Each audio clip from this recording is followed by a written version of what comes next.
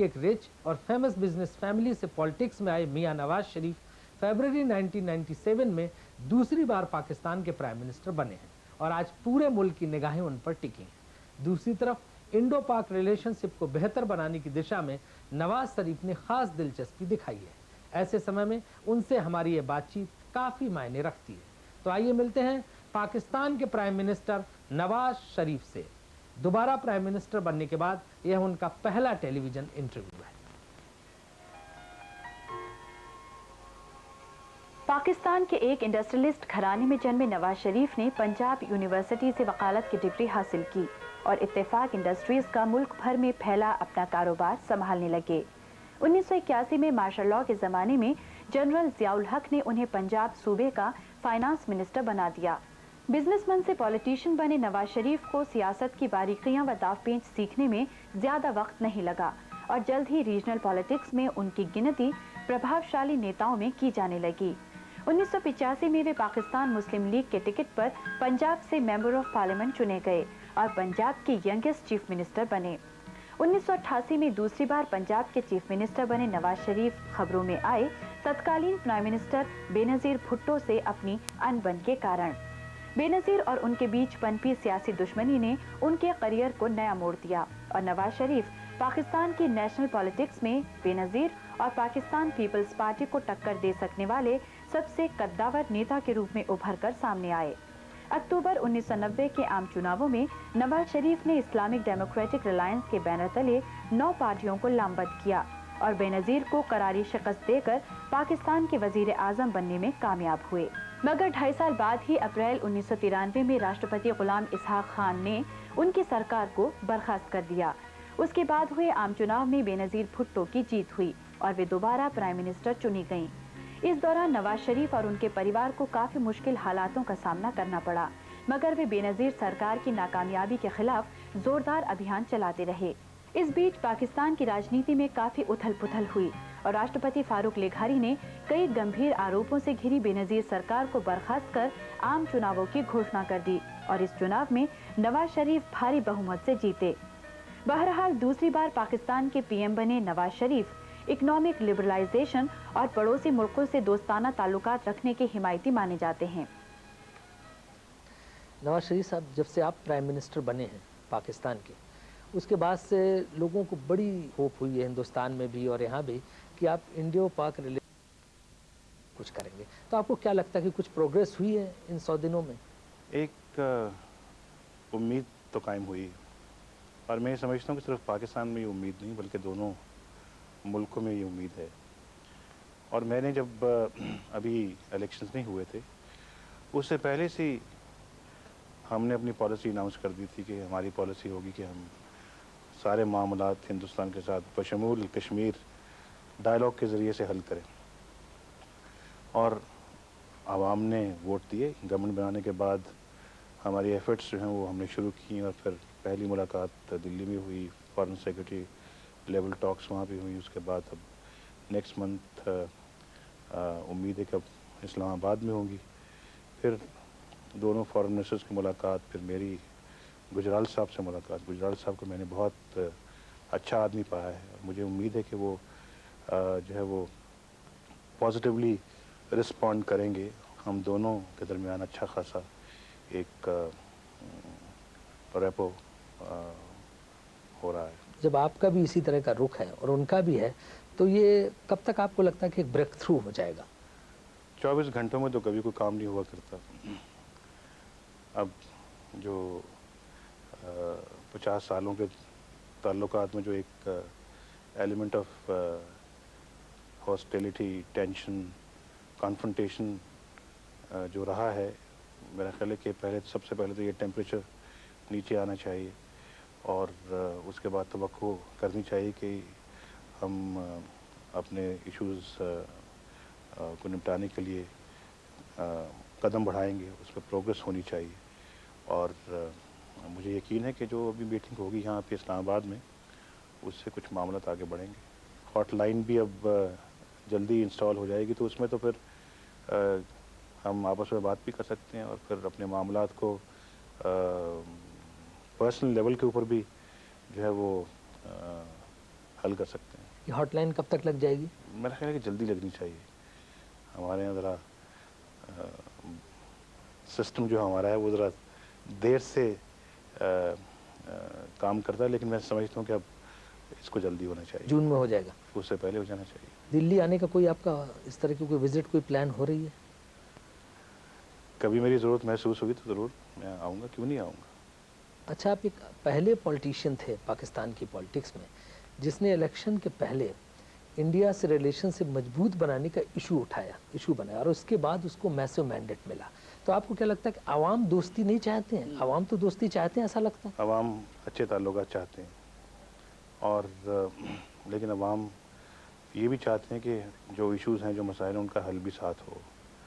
और हम समझते हैं कि हिंदुस्तान और पाकिस्तान के दरमियान अगर ट्रेड शुरू की जाए तो उसका पाकिस्तान को भी फ़ायदा है, हिंदुस्तान को भी फ़ायदा है, लेकिन पब्लिक को भी साथ कैरी करना ज़रूरी है। और पब्लिक चाहती है कि ये काम शुरू हो, साथ साथ कश्मीर पे भी पेशरफ्त होना चाहिए, साथ साथ जो वीज़ा रिस्ट्रिक्शंस है वो भी ख़त्म हो। एक दूसरे के मुल्क में जाते हैं और सबसे पहले पुलिस स्टेशन जाके जो है वो रजिस्ट्रेशन कराना पड़ती है। क्या ज़रूरत है इन चीज़ों की? और फिर सुनने में आता है कि लंबी कतारें लगी होती हैं हमारे हाई कमीशंस के बाहर, लोगों को वीज़ा नहीं मिलता। तो ये सब चीज़ें जो हैं लोगों की दुख तकलीफ़ में इजाफे का बायस बनती हैं। और फिर वैसे भी आजकल कहीं दुनिया में ऐसा नहीं है। मैं एक यकीन दिला सकता हूँ आपको कि इंशाअल्लाह बहुत जल्दी मेरी तरफ से इंशाअल्लाह इसमें कोई प्रॉब्लम नहीं रहेगी। मैं ये नहीं कहता कि हमारे दौर में ये सब चीज़ें ठीक हो जाएंगी, बल्कि मैं कहता हूँ बहुत जल्दी हम इसको ठीक करेंगे। पाकिस्तान के प्राइम मिनिस्टर नवाज शरीफ से बातचीत का सिलसिला जारी रखेंगे, लेकिन थोड़े इंतजार के बाद। ऐसा पॉलिटिकल सर्कल में माना जाता है कि जब तक आप एंटी इंडिया पोस्चर नहीं लेंगे तब तक आप पाकिस्तान की पॉलिटिक्स में सक्सेस नहीं हो पाएंगे। ये एक मिथ है जो मैं समझता हूँ कि जो ऐसे ही थी। अब आप देखें कि हमने इलेक्शन से पहले ये कहना शुरू किया था, हमें वोट सबसे ज़्यादा मिले। अगर लोगों को ये पॉलिसी पसंद ना होती तो हमें इतने वोट ना देते। तो हम समझते हैं कि हमारे पास मैंडेट है अब हिंदुस्तान के साथ बात करने का। ट्रेड की बात आपने की, अभी सार्क जो कन्वेंशन हुआ था उसमें इंडियन प्राइम मिनिस्टर ने एक within the SAARC framework cooperation and trade की बात उठाई है, तो उसमें पाकिस्तान किस तरह से अपना रोल प्ले करेगी? हम तो चाहते भी इसको सार्क के चार्टर में भी रह के करना चाहते हैं और उसके अलावा बायलैटरल तरीके से भी करना चाहते हैं। और मैं समझता हूँ कि हमारी डिपेंडेंस जो है बहुत सारे ममालिक पे कम हो जाएगी अगर हम आपस में ट्रेड का सिलसिला शुरू करें और ट्रेड को बढ़ाएं। इससे यकीनन बहुत सारे लोगों को रोज़गार भी मिलेगा, अनएम्प्लॉयमेंट भी कम होगी इससे काफ़ी हद तक। लेकिन इस फ्रंट के साथ साथ बाकी फ्रंट्स भी प्रोग्रेस होनी चाहिए। जैसे मैं कश्मीर का जिक्र कर चुका हूँ, मैं गुजराल साहब से भी मैंने कहा था कि हिंदुस्तान को चाहिए कि वहाँ से अब अपनी ट्रूप्स को वापस बुलाएं कश्मीर से, ताकि एक माहौल बने बातचीत का। जैसे गवर्नमेंट ऑफ इंडिया की सबसे बड़ी प्रॉब्लम है कि जब तक वहाँ मिलिटेंसी रहती है, टेररिज्म है, तब तक वो ट्रूप्स कैसे वहाँ से वापस बुला सकते हैं? देखिए, बात ये कि इस मामले में कुछ ऐसी चीज़ें जो बिल्कुल सुनी और कही जाती हैं जिनका हकीकत के साथ कोई ताल्लुक़ वास्ता नहीं होता। तो मेरा ख्याल है कि हम सबको रियलिस्टिक होना चाहिए और दोनों तरफ ऐसी लीडरशिप है जो अब एक दूसरे से बात करने की नीयत रखती है। तो अब ये वक्त अब लड़ने का नहीं है, ये वक्त अब कॉन्फ्रंटेशन का नहीं है। हमें 50 साल गलतियों से कुछ सीखना चाहिए। हमने क्या खोया, क्या पाया? मुझे बताइए कि हमने क्या पाया है? खोया ही खोया है इन 50 सालों में। जंगें लड़ी हैं, उसके बाद जो डिफेंस के लिए हिंदुस्तान भी बहुत दौड़ भाग करता है, इतना पैसा उस पर खर्च करता है। पाकिस्तान जो है वो भी उसको ये करना पड़ता है और ज़ाहिर है इससे जो हमारी दूसरी प्रायोरिटीज़ हैं वो पीछे रह जाती हैं और सोशल सेक्टर के अंदर हम जो है वो पैसा नहीं उतना खर्च कर पाते, रिसोर्सेज हमारे पास इतने नहीं, फिर बाकी बचते कि हम उन पर भी खर्च करें। तो ये देखना चाहिए कि हमने खोया ज़्यादा है या पाया ज़्यादा है। मेरा ख्याल है कि अब हमें अच्छे हमसायों की तरह से रहने के बारे में सीरियसली सोचना चाहिए। जैसे बायलैटरल टॉक्स में ये जो डिफेंस बजट है दोनों कंट्रीज़ का, इसको स्लैश किया जाए, कम किया जाए, ऐसा कोई प्रपोजल आप देने वाले हैं? ये बहुत सारी चीज़ें जो हैं ये आहिस्ता आहिस्ता आएंगी। एक मरला आएगा जब हम इसके बारे में भी बैठ के एक दूसरे के साथ तबादला ख्याल करेंगे, लेकिन वो कुछ प्रोग्रेस करने के बाद जब एक दूसरे पे कॉन्फिडेंस ज़्यादा बढ़ेगा और हम एक दूसरे के ज़्यादा जब करीब आ जाएंगे बातचीत के ज़रिए, तो मेरा ख्याल है कि ये भी मौका, ये भी एक मरला आएगा और फिर इस पर भी बात हो सकती है। वैसे आपकी ओपिनियन में डिफेंस बजट कम होना चाहिए दोनों तरफ से? दोनों तरफ से अखराजात जो हैं वो म्यूचुअल एग्रीमेंट के तहत कम हो तो वही एक तरीका और वही एक रास्ता है। जैसे कश्मीर का मसला है, जो बातचीत चल रही है जिस पे और तरीके से अगर सोल्यूशन उसका निकलता रहे, उसमें कुछ वक्त भी लगे, तब तक क्या उस मसले को एक तरफ रख के बाकी एरियाज़ में रिलेशनशिप को इम्प्रूव नहीं किया जा सकता?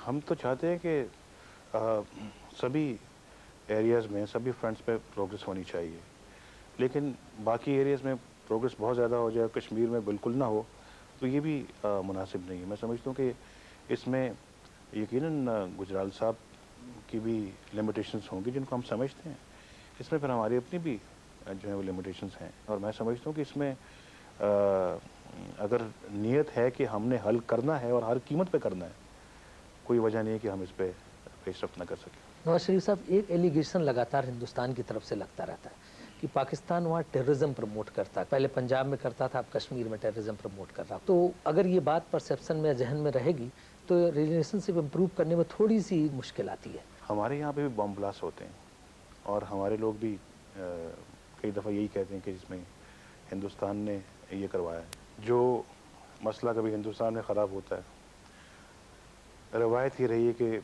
सबसे पहले इल्ज़ाम पाकिस्तान पे लगता है। ये 50 साला अप्रोच रही है हमारी। मैं अब इससे हटना चाहता हूँ।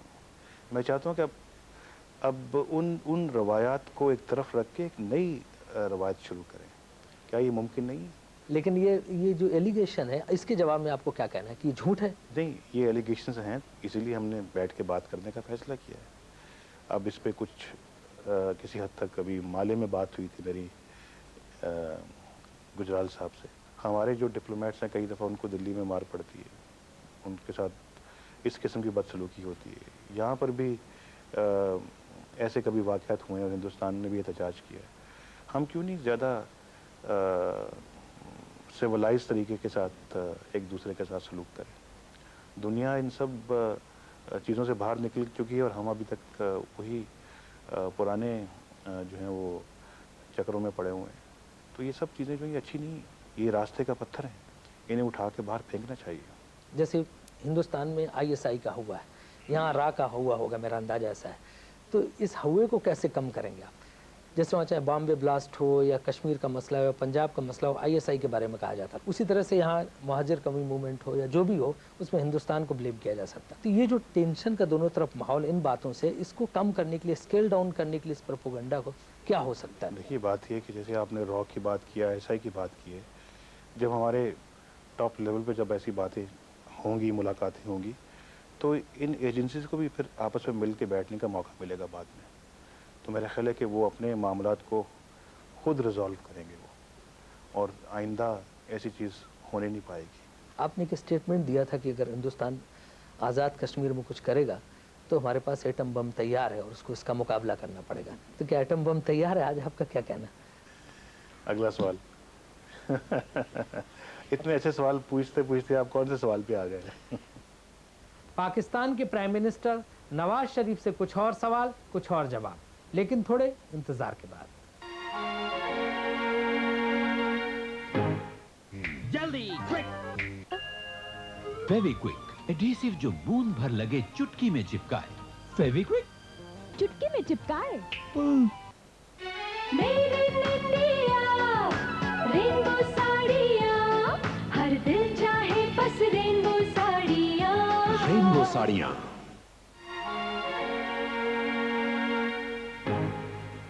मियां नवाज शरीफ का कहना है कि वो अपने मुल्क में करप्शन को कम करने और सिस्टम की अकाउंटेबिलिटी कायम करने की कोशिश कर रहे हैं। हालांकि अपोजिशन का मानना है कि उनका इरादा सिर्फ अपने विरोधियों से जाती इंतकाम लेने का है। आपने करप्शन के खिलाफ ड्राइव चलाया हुआ है और कई बार आपके बयान भी आए, और कल भी आपका बयान था मुल्तान में کہ جو اس طرح کے لوگ جو کرائم میں یا دوسری طرح سے ایڈلٹریشن میں پائے جائیں گے ان کو سرعام پھانسی دے دی جائے گی. لیکن لوگوں کا ایک ایلیگیشن یہ ہے کہ جو بڑی مچھلیاں ہیں وہ بچ رہی ہیں, ان کو آپ جو ہے کچھ اس طرح سے گورنمنٹ ان کے اوپر ہاتھ نہیں ڈال رہی ہے کیونکہ اس میں زیادہ تر فیوڈل ایلیمنٹ ہے. نہیں, ایسی بات نہیں ہے.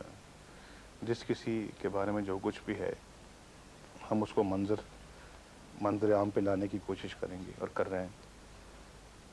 کسی کے جو ہے وہ جان بوجھ کے کسی کو بچانے یا بچنے کا سوال پیدا نہیں ہوتا. اکاؤنٹیبلٹی کے بغیر تو کوئی بھی سسٹم جو کامیاب نہیں ہو سکتا. لہٰذا ہم نے یہ کرنا اس کو ضرور ہے, اور ہم سمجھتے ہیں کہ جو وہ لوگ جنہوں نے زیادہ لوٹا ہے کم از کم ان کی لوٹی ہوئی دولت واپس آ جائے, اور ان کو کم از کم جو ہے وہ تھوڑی بہت سزا ملے تاکہ دوسروں کو عبرت ہو اور یہ معاشرہ بہتری کی جانب چل نکلے. نہیں, لیکن جو ایلیگیشن لگایا ہے اخباروں میں پی پی پی نے اور سب نے بھی کہ جو بڑے لوگ ہیں جیسے انڈسٹریلسٹ بزنس مین جنہوں نے کافی ٹیکس ایویژن کیا ہوا ہے ان پہ ہاتھ نہیں ڈالا جا رہا. کئی انڈسٹریلسٹ ہیں وہ بیچ میں ان کے نام آ رہے ہیں, اخباروں میں آ رہے ہیں, روز ہوتا ہے. آپ کو اگر ان کے بارے میں کچھ انفارمیشن چاہیے تو ہم پرووائڈ کر سکتے ہیں. یہ نواز شریف کی جماعت بزنس مین کی جماعت ہے. آپ مجھے بتائیں کہ کون سی بزنس مین کی جماعت آ کر کے ٹیکس کلیکٹ کرے گی؟ ان کے پاس ریونیو شارٹ فالز ہیں, تو دس احتساب کون کرے گا؟ ہم نے جب یہ حکومت سنبھالی تو حالات بہت خراب تھے اکنامک. اس کی ذمہ داری کس پہ عائد ہوتی ہے؟ وہ بھی ان کو ضرور اس بات کا اعتراف کرنا چاہیے کہ ملک اس وقت دیوالیہ پن کے نزدیک آ چکا تھا, تو ہم نے اس کو اس صورتحال سے نکالا ہے. تو یہ اس پچھلے 3 سالہ دور کی پیدا کردہ سچویشن ہے جو کہ آج آڑے آ رہی ہے ہمارے. الزام تراشی بند کرو, جوڈیشل کمیشن کو بٹھاؤ کہ جب بے نظیر بھٹو پرائم منسٹر تھی تو پاکستان کی ماہانامہ آمدنی کتنی تھی؟ آپ نے بزنس مین کو کھلی چھوٹ دیے ہیں تاکہ غریب لوگ مریں, تو پاکستان کی کیا آمدنی ہے؟ ہمارے آنے کے بعد ایک کانفیڈنس جو تھا, شیٹرڈ کانفیڈنس جو تھا بزنس کمیونٹی کا, وہ ریسٹور ہوا ہے. یہ بذات خود ایک بہت اچیومنٹ ہے. اکنامک ریفارمز کا ایک نیا چیپٹر آپ نے شروع کیا ہے پاکستان میں پرائم منسٹر بننے کے بعد, تو اس کے ریزلٹس ان 100 دنوں میں کچھ آنے شروع ہوئے ہیں؟ اس کے ریزلٹس آئیں گے اگلے 18 سے 24 مہینوں میں, اور وہ ایک اچھا پیکیج ہے. بلکہ اگر وہ پیکیج کامیاب ہو تو ہم اس میں اور زیادہ جو ہے وہ ریفارمز لے کے آئیں گے. پچھلی دفعہ بھی ہم نے اکنامک ریفارم پیکیج دیا تھا, بڑا کامیاب تھا جب میں پرائم منسٹر بنا تھا لاسٹ ٹائم. بیچ میں آ کے جب بینظیر بھٹو صاحبہ کی حکومت آئی تو اس میں پھر یہ سب عمل رک گیا. 3 سال رکا رہا, بلکہ بالکل ریورس گیئر لگ گیا, جس کی وجہ سے پاکستان کی اکنامک جو سچویشن ہے بہت کمزور پڑ گئی. مجھے جو لگ یہ رہا ہے کہ اگلے 4-6 مہینوں میں یہ پوزیشن بہت بہتر ہو جائے گی. بینظیر بھٹو نے ایک اور ایلیگیشن لگایا ہے کہ یہ نواز شریف گورنمنٹ صرف پولیٹیکل ونڈکٹیونیس سے کام کر رہی ہے اور کس طرح سے آصف زرداری کو جیل میں رکھو صرف اس کی یہی ایک جو ہے 1 پوائنٹ پروگرام ہے. ایسی کوئی بات نہ ہے اور نہ پولیٹیکل وکٹمائزیشن والی کوئی بات آئے گی. میں نے تو پہلے بھی کہا تھا کہ ہماری کسی چیز میں اکاؤنٹیبلٹی میں بھی کوئی انتقام کی بونی آئے گی, لیکن اکاؤنٹیبلٹی تو ہونا چاہیے, اس سے تو کسی کو کوئی انکار نہیں ہونا چاہیے. مجھے افسوس ہے احتساب کرنے کے بجائے انتقام. لوگ کہتے تھے کہ جس نے پیسہ بنایا اسے پیسہ دو, مگر بینک چور اور ٹیکس چوروں سے کوئی سوال نہیں کرتا. سب ذاتی انتقام. میرے پرنسپل سیکرٹری, میرے political secretary, high commissioner, M D P T V, women secretary, میرے خاوند, میرے فادر ان لو, میرے بردر ان لو, مطلب خالی پولیٹیکل گراؤنڈز پر ٹارگٹ کیا جا رہا ہے. اس سے پاکستان کو کیا فائدہ ہوا؟ لیکن اگر کسی جگہ پہ کوئی ارریگولیرٹی ہوئی ہے, کسی جگہ پہ اگر کوئی کرپشن ہوئی ہے, کسی جگہ پہ اگر کوئی زیادتی یا ظلم ہوا ہے تو اس کا تو حساب سب کو دینا چاہیے. آپ میں اور بینظیر بھٹو میں ایک معاملے پہ تو رضامندی ضرور رہی کہ جو پریزیڈنٹ کے پاورز ہیں ان کو کم کرنا چاہیے, اور آپ نے ایسا نیشنل اسمبلی سے پاس بھی کیا ہے. تو اس سے نہیں لگتا کہ پرائم منسٹر کا جو انسٹیٹیوشن ہے وہ بہت پاورفل ہو جائے گا؟ ہندوستان میں تو صحیح معنوں میں پارلیمنٹری ڈیموکریسی ہے, تو اگر پاکستان میں پارلیمنٹری ڈیموکریسی مضبوط ہوتی ہے تو ہونا چاہیے. کیوں نہیں ہونا چاہیے؟ جس کے پاس مینڈیٹ ہوتا ہے اس کو میرا خیال ہے کہ اس کے پاس पास भी होने चाहिए। पाकिस्तान के वजीर आजम नवाज शरीफ के बारे में हम कुछ और जानकारी देंगे, लेकिन एक ब्रेक के बाद।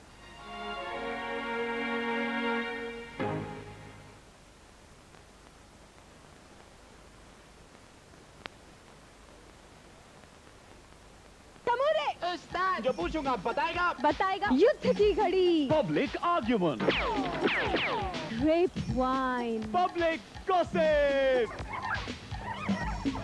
गपशप time, star of the week, train time, public telephone. कि आवाम का मैंडेट हासिल कर दूसरी बार वजीर आजम बने नवाज शरीफ को जहां उनकी पार्टी के लोग स्टेट्समैन और डिसेंट पॉलिटिशियन मानते हैं, वहीं अपोजिशन वालों का मानना है कि वे डेमोक्रेसी के प्रोडक्ट नहीं बल्कि मार्शल लॉ की उपज है।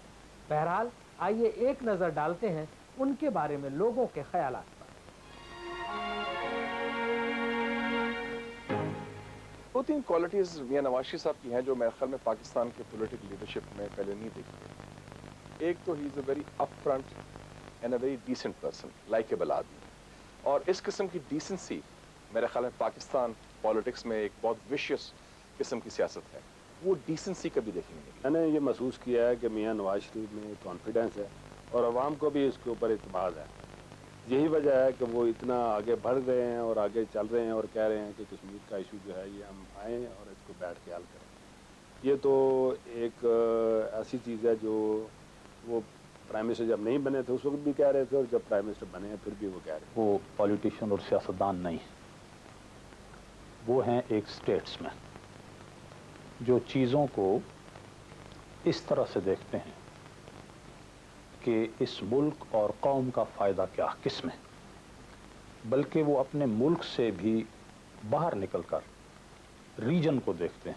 एक अच्छे इंसान में जो खूबियाँ होती हैं वो सब उनमें मौजूद हैं।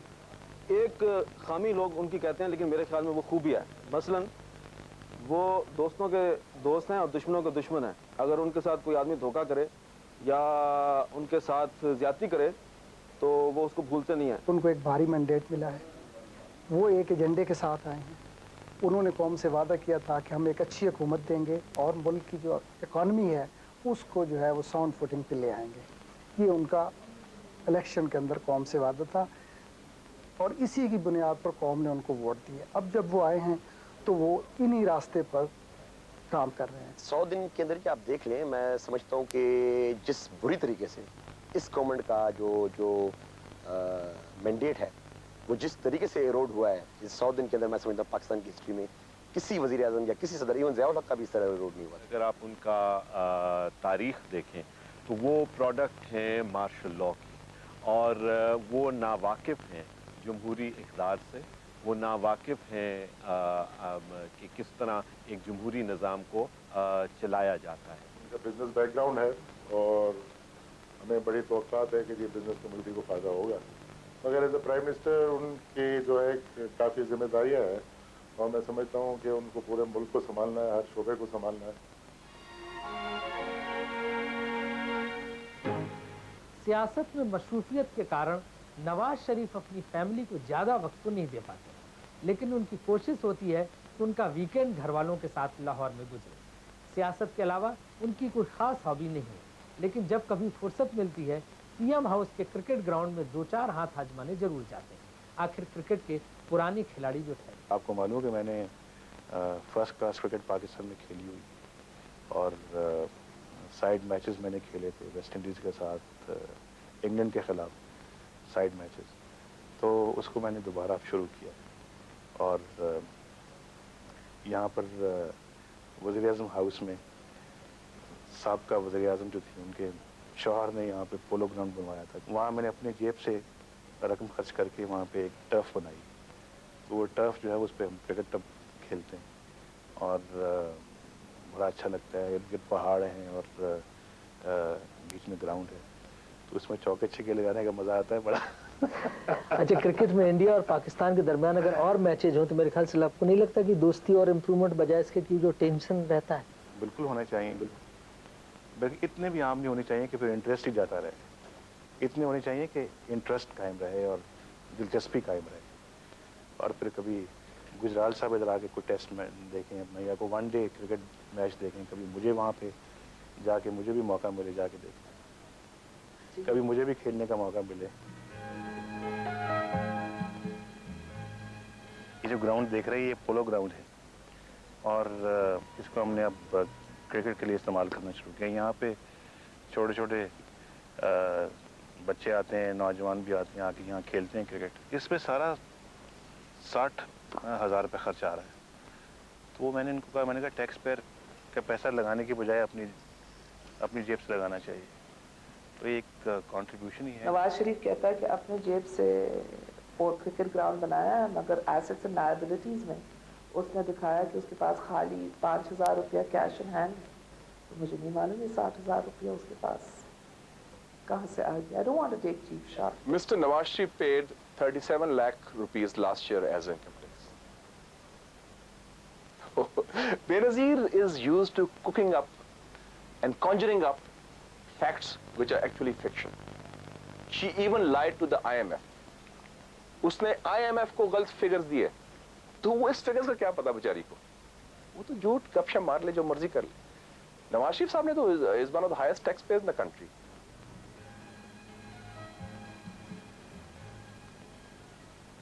तो यह थी पाकिस्तान के प्राइम मिनिस्टर नवाज शरीफ से एक मुलाकात।